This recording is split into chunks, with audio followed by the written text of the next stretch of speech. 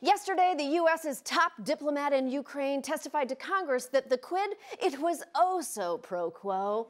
This is the strongest evidence we've seen that Trump really did pressure Ukraine to investigate his rival since Mick Mulvaney went on TV and admitted it.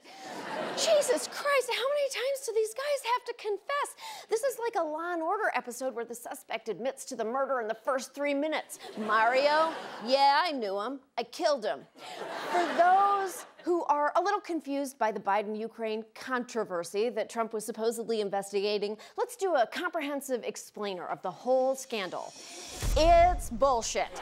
Explainer over. I mean, don't get me wrong. There are plenty of reasons to criticize Joe Biden, from his treatment of Anita Hill to his vote for the Iraq War to allegations that he inappropriately touched a train. But the Ukraine story is not one of them, because there is no evidence that either Biden did anything illegal in Ukraine. So where did Trump get this crazy idea? From this guy, right-wing author Peter Schweizer. Best-selling author Peter Schweizer is back and exposing powerful political families in his new book called Secret Empires: How the American Political Class Hides Corruption and Enriches Family and Friends.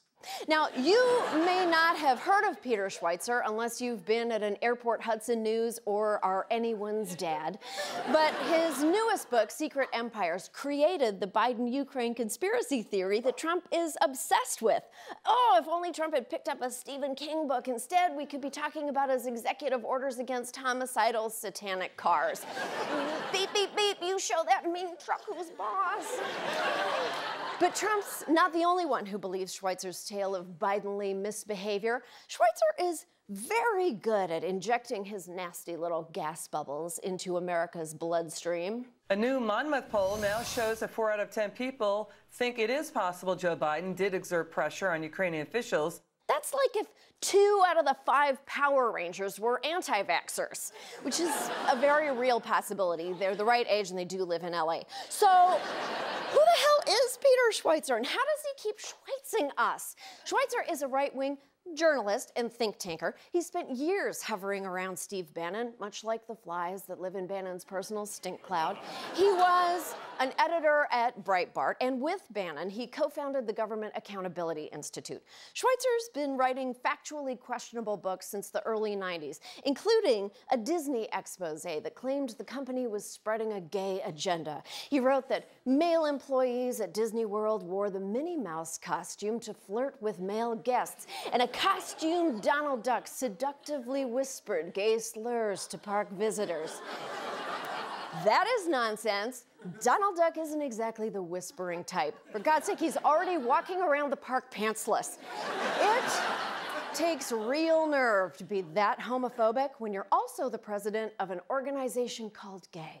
But in his recent books, Schweizer comes off relatively sane by right-wing crackpot standards. That is not a coincidence. With Bannon's help, he devised a clever way to use the mainstream media against liberal politicians. Just gather a bunch of provocative but unrelated facts about a Democrat and pretend they point to a nefarious plot that's completely unsupported by those facts.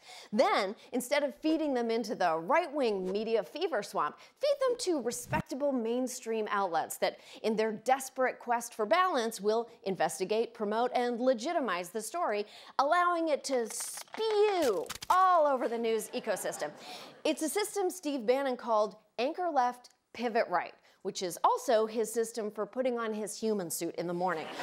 But amazingly, this method really works, as Schweizer demonstrated with Clinton Cash, his book from the 2016 campaign. Hillary Clinton is already beating back a media barrage. Information has been leaking out of a new book entitled Clinton Cash, Putting Foreign Donations to the Clinton Foundation Under Scrutiny. A New York Times editorial, I should say, which is pretty critical of the former Secretary of State. The increasing scrutiny of the foundation has raised several points that need to be addressed by Mrs. Clinton and the former president. Public figures shouldn't have to address baseless claims. It would be like asking Wolf to address the rumor that he moonlights as a stripper named Wolf Blitzer. The media incessantly covered Schweizer's groundless speculation about Clinton, despite one teeny little problem with his story. ABC found no evidence that Hillary Clinton took action based on these contributions. Do you have any evidence that she actually intervened in this issue? No, we don't have direct evidence. Then why in the holy fuck were we talking about it? You don't need to cover stories that aren't true. It's a reckless, unprofessional, offensive choice you're making. Kind of like my choice to post this pumpkin photo on Slack today was reckless, unprofessional, and offensive. Sorry, coworkers. Not sorry. And now the media are falling for the same scam all over again. In May, the New York Times ran the Biden allegations under the headline, "For Biden, a Ukraine matter that won't go away." Jeepers, why won't this rumor we're promoting on page A1 go away?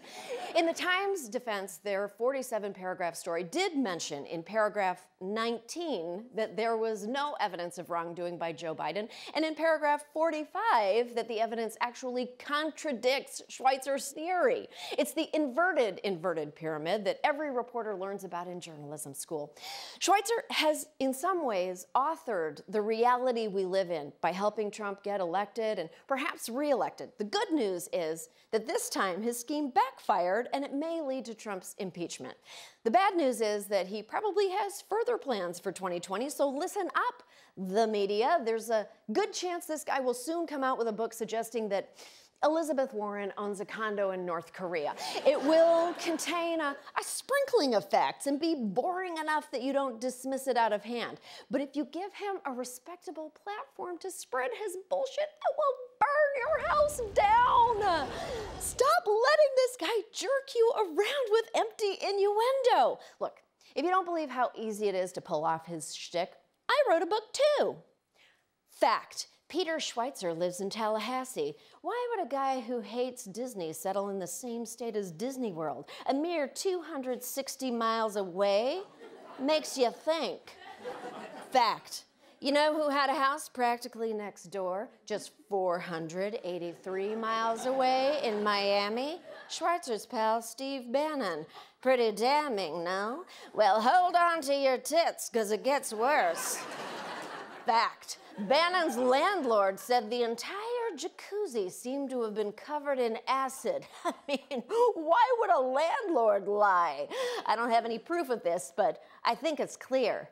Schweizer kidnapped Donald Duck, murdered him, and dissolved him in Steve Bannon's jacuzzi. Read all about it in my new book, Hot Tub Crime Machine. And look for the media to investigate these claims relentlessly for the next 12 months. See you on the front page.